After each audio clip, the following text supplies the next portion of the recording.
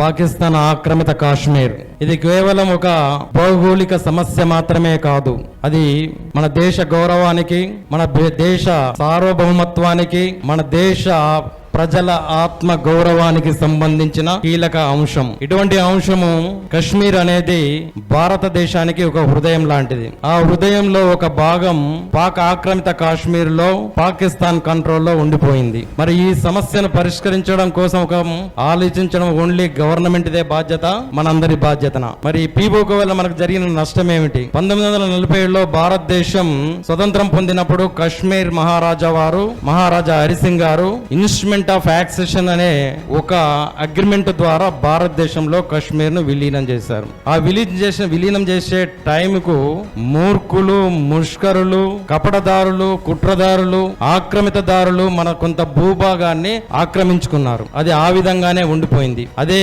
పాకిస్తాన్ ఆక్రమిత కాశ్మీర్.